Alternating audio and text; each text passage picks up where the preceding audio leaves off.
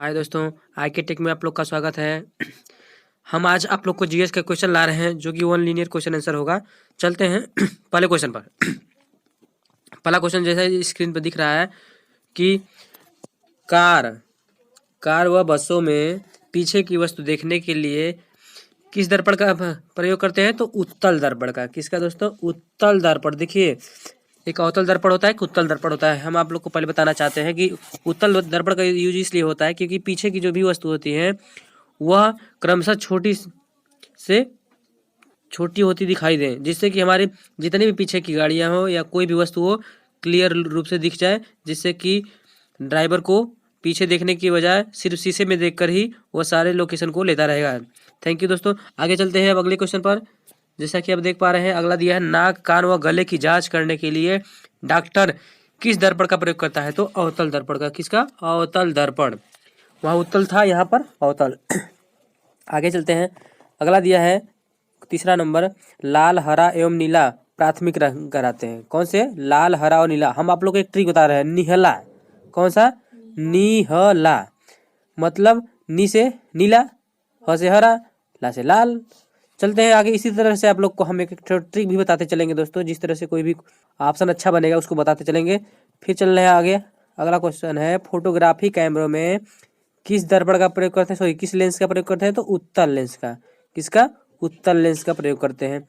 अगला क्वेश्चन है, रेगिस्तान में मरीचिका बनने का कारण क्या होता है? तो प्रकाश का पूर्ण आंतरिक परावर्तन। क्या होता है? पूर्ण आंतरिक परावर्तन। आपको इस क्वेश्चनों को एक लाइन में ही रट जाना चाहिए। अगर रट गए, आप मान लीजिए बार बार दोहराएंगे तो आपको ऑटोमेटिक मेमोरी में फिट हो जाएगा।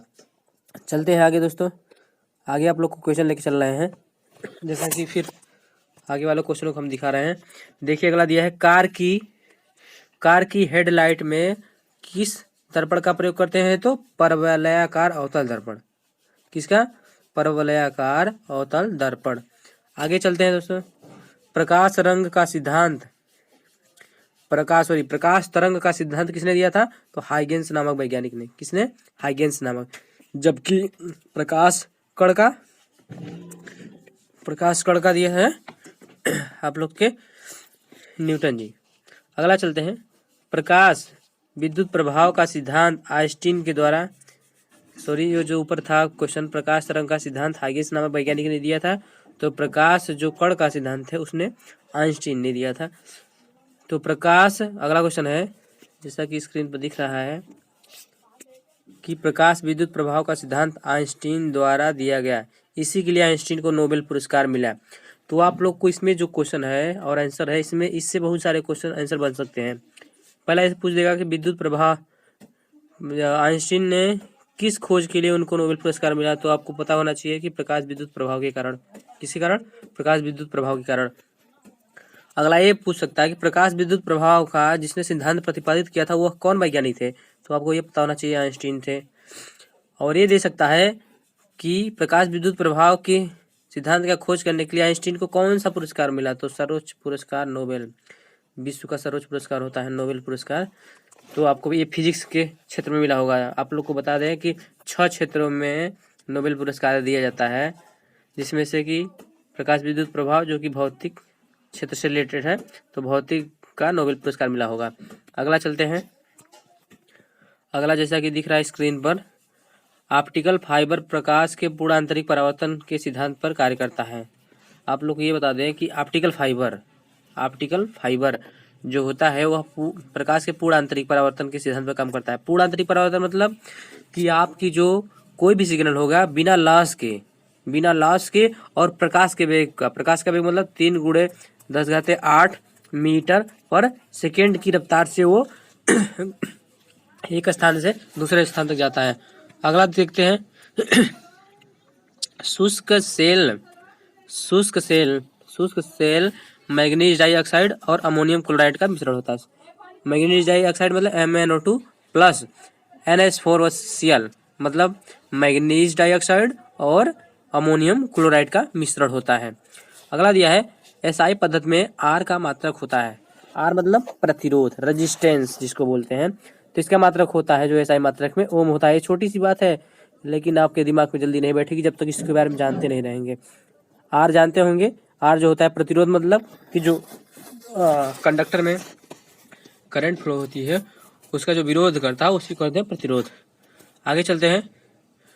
विद्युत धारा मापने के लिए किसका प्रयोग करते हैं? तो ये सब एक लीनियर है, अमीटर का प्रयोग करते हैं। अमीटर होता है, वोल्ट मीटर होता है, वाट मीटर होता है। तो अमीटर जो आपका करंट मापता है, वोल्ट मीटर जो मापता है वो आपको वोल्टेज मापता है, वाट मीटर आपका पावर मापता है, ठीक है। और अमीटर का जो मात्रक होता है वो एम्पियर, क्या होगा? एम्पियर, कैपिटल ए से दर्शाते हैं। आगे चलते हैं। आगे दिया है अस्थायी चुंबक।